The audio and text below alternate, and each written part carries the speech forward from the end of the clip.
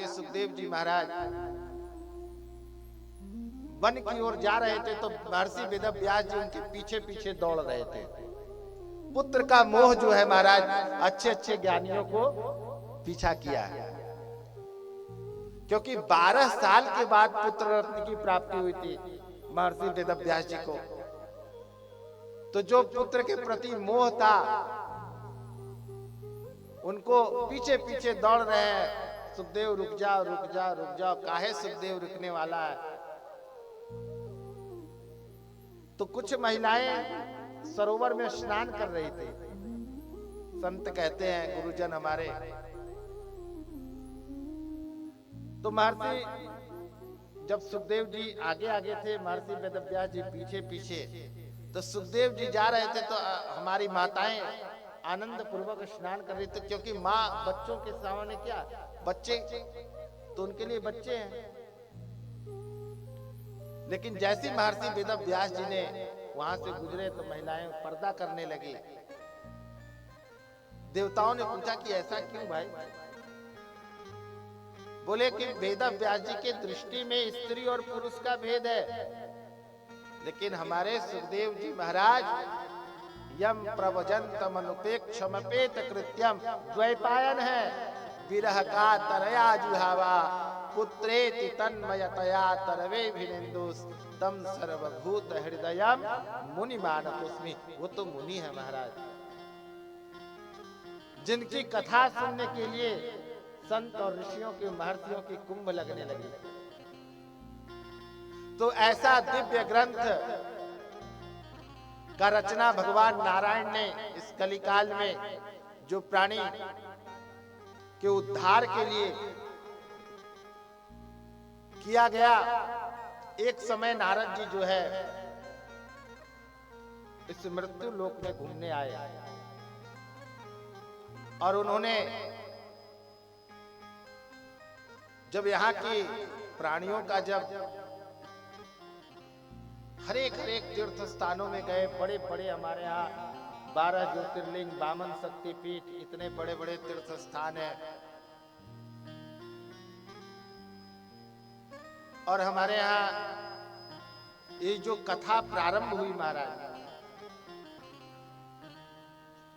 स्थान की भी बड़ी प्रधानता, भी मैं वहां से दर्शन करके ही आ रहा हूं। जितनी भी कथा हुई, चाहे वो श्रीमद् भागवत हो, चाहे शिव पुराण हो, चाहे जितनी भी कथा, सत्यनारायण की भी कथा, जहां तक सत्यनारायण की भी कथा में आप पढ़ेंगे, अब तो होना कम हो गया है। अब लोग संस्कृत को छोड़ करके अब हिंदी में कथा करते हैं, है ना। जैसे संस्कृत में जो लोग कथा करते होंगे उसमें पहले ही लिखा है एकदा मुन्य सर्वे सर्वलोके हिते रता सुरम्य नैमिसारण्ये गोष्ठिम चक्रो मनोरमा तदंतरे महातेजो व्यास शिष्यो महाशया सूतः सुका सनरयुक्ते समयातो हरिस्मरणम। तो जितनी भी कथा प्रारंभ हुई नैमिसारण्य से, और जितनी भी कथा ऋषियों महर्षियों ने जो श्रवण किया वो श्री सूत जी के मुखारविंदों से।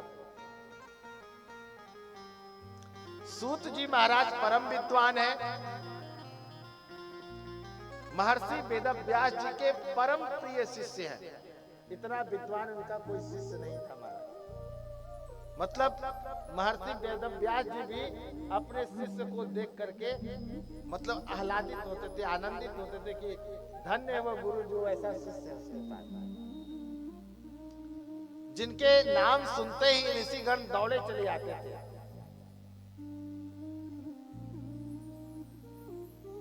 तो श्री सूत जी महाराज इस दिव्य श्रीमद् भागवत रूपी ग्रंथ को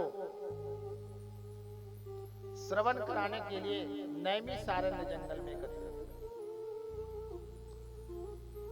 और नैमिसारण्य जो तीर्थ है वो सारे तीर्थों का मूल स्थान है, उद्गम स्थान जो है सनातन का अगर देखा जाए तो वो नैमिष है।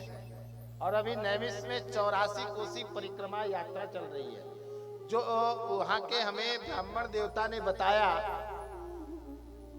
कि जो मूल 84 कोस की परिक्रमा की यात्रा है महाराज, ऐसे तो सब जगह होता है, सबसे पहली शुरुआत 84 कोस की परिक्रमा की शुरुआत नैमिष से हुई है।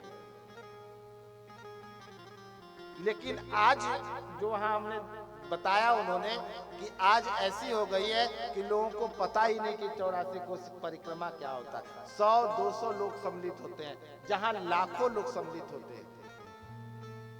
क्या कारण है? कारण यही है कि हम लोग अपने धर्म से विहीन होते जा रहे हैं, गुरुओं के सानिध्य में नहीं जा रहे हैं। हम लोग को अपने जो ग्रंथों को पढ़ना चाहिए उसको हम लोग पढ़ नहीं रहे हैं। तो ये जो अद्भुत ग्रंथ है हमारे ऋषि महर्षियों ने जो दिया है, ये कोई साधारण ग्रंथ नहीं है महाराज। कोई तो जीते जी दवाई और उपचार सब लोग बताता है, डॉक्टर, आप डॉक्टर के यहाँ इंजीनियर का बोल रहे लोग, विज्ञान का जमाना है। तो ये विज्ञान जो है सिर्फ जीते जी लोगों को कुछ कर सकता है, लेकिन ये एक ऐसा ग्रंथ है जो मरने के बाद भी देता है महाराज। उस परम तत्व को देने वाला, और अभी आपने आत्मा की बात की, जो आत्मा को परमात्मा से मिलाने वाला, और अगर निकृष्ट से निकृष्ट कोई कर्म किया हो, प्रेतत्व योनि में भटक रहा हो, तो उसको भी उद्धार करने वाला ये महाग्रंथ है। इसी का